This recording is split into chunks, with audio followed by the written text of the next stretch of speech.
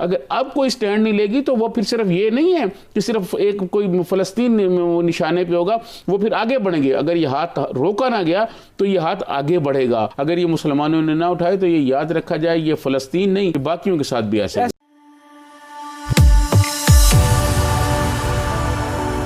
जय हिंद दोस्तों, मोदी देश में आपका स्वागत है। दोस्तों, आज पाक मीडिया इसराइल और पैलेस्टाइन के बारे में बात कर रहे हैं। पाक मीडिया यहाँ पे रो रहा है कि कोई भी अरब देश इसराइल के खिलाफ कुछ नहीं कर रहा।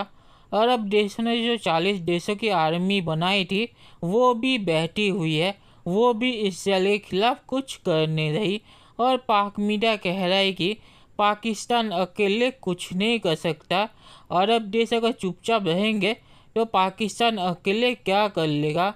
और पाक मीडिया यहाँ पे इसलिए भी डरा है क्योंकि पाक मीडिया कह रहा है कि पैलेस्टाइन के बाद इसराइल का अगला निशाना पाकिस्तान है और फिर पाकिस्तान की ज़मीनों पर इसराइल कब्जा करना शुरू कर देगा।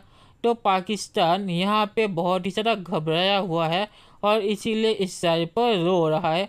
दोस्तों, ये वीडियो बहुत ही मज़ेदार है तो इससे आप पूरा ज़रूर देखिएगा। तो चलिए और इंतजार न करके ये वीडियो देखते हैं। ताकत का इस्तेमाल अब ज़रूरी है। ताकत की ज़ुबान के अलावा इसराइल कोई और ज़बान नहीं समझेगा। ताकत से जब आप बात कर रहे हैं तो एक ताकतवर हमारा एक इत्तेहाद बना था 40 ममालिक का, उसकी एक फ़ौज बन रही थी जिसका मकसद था कि मुस्लिम उम्मा पर अगर कोई आँच आएगी तो वो मुश्तरका कार्रवाई करेंगे। वो कहाँ गया? आज इसराइल ने इस हद तक जुल्म व बर्बरियत जो है वो रकम की है। देखिए, मैं आपको अर्ज़ करूं, पहले जो आपने करारदाद की बात की वो बिल्कुल ठीक नजमुद्दीन शेख साहब ने कहा है कि उसका कोई ख़ास नहीं है, हमारी कोई वो नहीं है। दुनिया में जो ताकतवर मुल्क हैं, यूरोपीय यूनियन है, अमेरिका है और बाकी जो रूस है और चाइना है, वो रोल कर सकते हैं। चाइना हमारी सपोर्ट कर रहा है, उनकी भी कर रहा है, लेकिन वो मौसर नहीं हो रही। तो जो बात आपने की बहुत काबिल अफसोस बात है कि उस वक्त ये फ़ौज बनाई गई, क्या वो यमन के जो लोग थे यमनियों के लिए बनाई गई थी?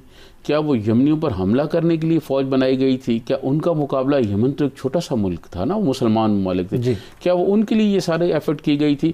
अगर वो एफर्ट मुसलमानों के लिए की गई थी तो आज वो फ़ौज जो है वो क्यों खामोश है और वो उसका क्या काम है? क्या वो किस लिए बनाई गई थी?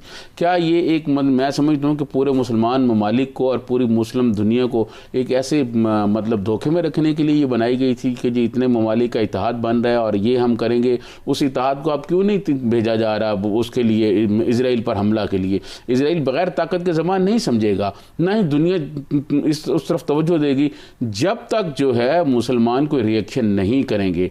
मुसलमान कोई रिएक्शन करेंगे तो अमेरिका भी खौफजदा होगा, बाकी यूरोपीय यूनियन भी खौफजदा होंगे और वो फिर ममालिक जो है इस पर इजराइल पर दबाव डालेंगे कि ये रोको। लेकिन मुझे समझ नहीं आती कि वो फ़ौज जो बनाई गई थी उस वक्त बड़े नगारे बजाए गए थे कि जी हमारी फ़ौज ये होगी मुसलमानों के लिए, कि मैं समझता हूँ ये बहुत काबिल अफसोस बात है कि आज उसको इस्तेमाल नहीं किया जा रहा। फिर किस लिए रखा हुआ है? एक बात। दूसरी बात, वो अरब ममालिक से मैं पूछता हूँ, जो बात ब्रेक से पहले मैं कर रहा था, वो जो ये कह रहे थे कि जनाब हम इजराइल को तस्लीम करने जा रहे हैं, और आपको याद होगा उस वक्त जो प्रेसिडेंट थे अपना क्या नाम है ट्रंप, उनके एडवाइज़र सीजे ताड़ल ने कहा था कि पाकिस्तान पर भी बहुत दबाव है कि इजराइल को तस्लीम करें। क्या इसीलिए हम तस्लीम करें कि वो मुसलमानों का कत्लेआम करे? वहाँ बच्चों को मारा जा रहा है, वहाँ ख़वातीन को मारा जा रहा है, वहाँ मीडिया हाउसेस पर हमला किए जा रहे हैं। इससे बड़ा जुल्म और बर्बरियत क्या होगी? इससे बड़ा और जालमाना काम क्या होगा? और मैं समझता हूँ कि मुसलमान दुनिया जो है अगर अब कोई स्टैंड नहीं लेगी तो वो फिर सिर्फ ये नहीं है कि सिर्फ एक कोई फ़लस्तीन निशाने पे होगा, वो फिर आगे बढ़ेंगे। अगर ये हाथ रोका ना गया तो ये हाथ आगे बढ़ेगा और वो मुसलमान ममालिक जो इजराइल को तस्लीम करने के लिए लाइन में खड़े हुए, एक न एक दिन आएगा कि उनको भी भुगतना पड़ेगा। ये मुसलमानों के दुश्मन हैं, इनका सारे मुसलमानों को मिलकर करना चाहिए और सोचना चाहिए उन ममालिक को जो ममालिक ने इजराइल को तस्लीम किया है कि क्या तस्लीम करने के बाद वहाँ मुसलमानों को फ़ायदा हुआ है या नुकसान हुआ है। मैं समझता हूँ बहुत जुल्म हो रहा है और सबसे पहले तमाम मुसलमान ममालिक को ये करना चाहिए कि वो जो कत्लेआम वहाँ पे हो रहा है उस कत्लेआम को रोका जाए। बिल्कुल सही। उसके बाद फिर आगे बात बढ़ाई जाए, वहाँ दवाइयाँ भेजी जाएँ, वहाँ मतलब और जो ज़रूरियात ज़िंदगी की चीज़ें वहाँ भेजी जाएँ। वो बेचारे बहुत मजलूम हैं, चंद अरब ममालिक जो हैं वो उसको चलाते हैं और उसमें कोई उसका रोल नहीं है, दुनिया में उसका कोई रोल नहीं है। मैं समझता हूँ कि मैं कई दफ़ा अपने प्रोग्रामों में भी यहाँ कह चुका हूँ, जैसे वहाँ तजवीज़ चीज़ आई थी अक़वाम मुत्तहिदा में कि मुसलमानों को एक अपना नया फोरम बनाना चाहिए, एक मुअस्सर आवाज़ उठानी चाहिए।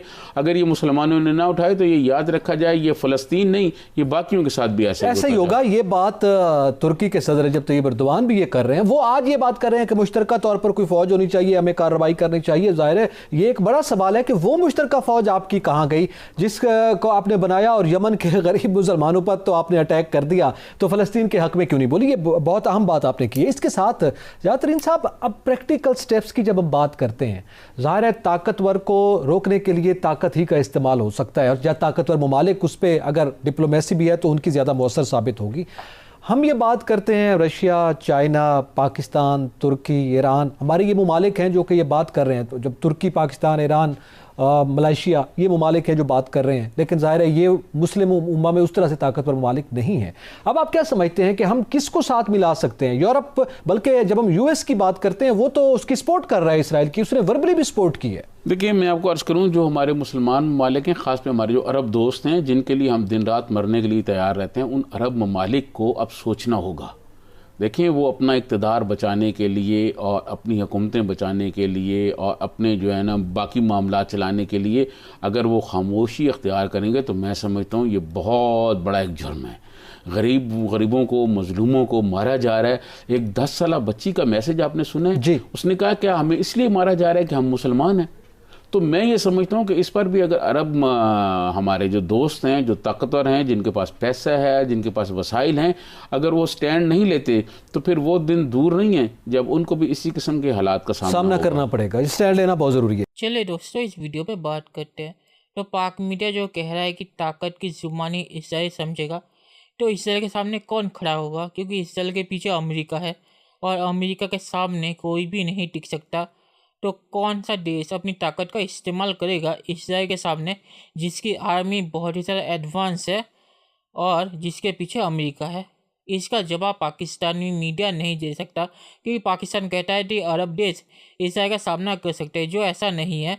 अरब देश इसराइल का सामना नहीं कर सकते।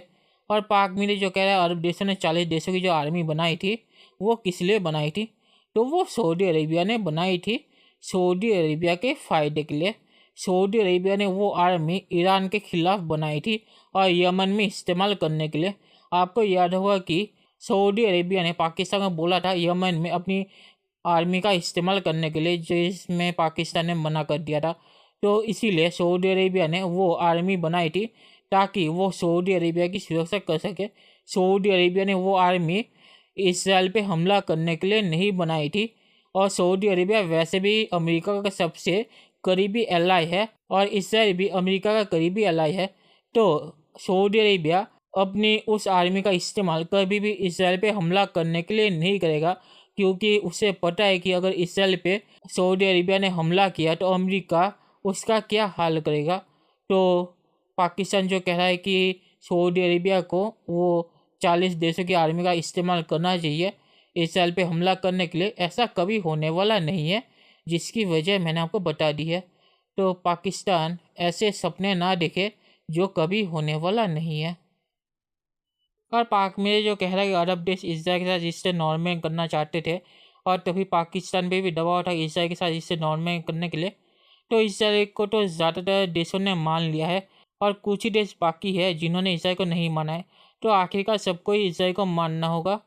और पाकिस्तान जो कह रहा है कि इसराइल को नहीं मान के हम इसराइल पे दबाव डाल सकते हैं, ये बिल्कुल ही गलत है, क्योंकि ज़्यादातर देशों ने इसराइल को मान लिया है और ज़्यादातर सुपर पावर जो है अमेरिका जैसा है, उन्होंने इसराइल को मान लिया है।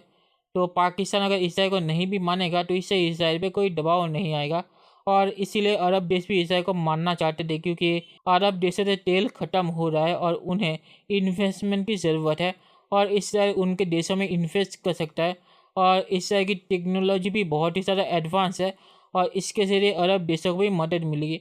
तो इसीलिए अरब देश अपना फ़ायदा देख रहे थे, और ये दुनिया के लिए सच है कि हर देश अपना फ़ायदा देखता है। कोई भी पाकिस्तान के लिए अपने देश का नुकसान नहीं कर पाएगा इसराइल के साथ रिश्ते नॉर्मल ना करके। तो अरब देश यहाँ पे सिर्फ अपना फ़ायदा देख रहे थे, जो हर देश देखता है। पाकिस्तान के चक्कर में कोई भी अपना नुकसान नहीं कर पाएगा। और पाकिस्तान जो कह रहा है कि पाकिस्तान पे इसराइल को मारने का दबाव था, वो अरब देशों ने मना कर दिया कि अरब देश पाकिस्तान में दबाव डाल रहे थे। और इसमें कौन सच कह रहा है कौन झूठ, ये मुझे नहीं पता, क्योंकि अरब देशों ने तो मना कर दिया कि हमने पाकिस्तान पे कोई दबाव नहीं डाला इसराइल को मारने के लिए। और पाक मीडिया जो कह रहा है कि अरब देशों ने कोई स्टैंड नहीं लिया, ये गलत बात है। अरब देश कह रहे हैं कि पैलेस्टाइन और इसराइल को सीजफायर करने के लिए, जो उन्होंने अभी कर दिया है, तो अरब देश कोई स्टैंड नहीं ले रहे इस पर, ये गलत बात है। और पाकिस्तान ये भी गलत बात कह रहा है कि इसराइल पैलेस्टाइन के आगे भी जाएगा और पाकिस्तान की ज़मीन पे कब्जा करेगा। ऐसा कभी होने वाला नहीं है। पाकिस्तान को हर वक्त ये डर लगा रहता है कि दूसरा देश उनके देश के ऊपर हमला करके पाकिस्तान पे कब्जा कर लेगा। ऐसा होने वाला नहीं है। पाकिस्तान यही झूठ भारत के बारे में कहता है। भारत की कोई पड़ी नहीं है कि वो पाकिस्तान पे हमला करके पाकिस्तान की ज़मीन पे कब्जा करेगा। पाकिस्तान के एनए से मोहित यूसुफ ने 3 महीने तक यही नाटक किया था कि कल भारत हम पे हमला करेगा, कल भारत हम पे हमला करेगा। और 2 महीने बाद जब उससे पूछा गया कि भारत ने तो हम पे हमला नहीं किया, तब उसने ये बहाना बनाया कि हम कह रहे थे कल भारत हम पे हमला करेगा, तो इसीलिए भारत ने हम पे हमला नहीं किया। तो ये सब तो पाकिस्तान नाटक है कि सभी देश पाकिस्तान पे हमला करके पाकिस्तान की ज़मीन को लेना चाहते हैं। तो ऐसा नहीं है, ये झूठ है। इसराइल पाकिस्तान के ऊपर कब्जा नहीं करना चाहता। तो आखिर में मैं ये कहूँगा कि इसराइल और पैलेस्टाइन के बीच सीज़फायर हो गया है, तो ये अच्छी बात है।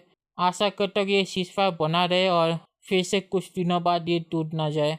देखते हैं कि फ्यूचर में क्या होता है। दोस्तों, ये वीडियो देखने के लिए बहुत बहुत शुक्रिया और हमारे चैनल को सब्सक्राइब करना मत भूलिएगा। Thank you very much.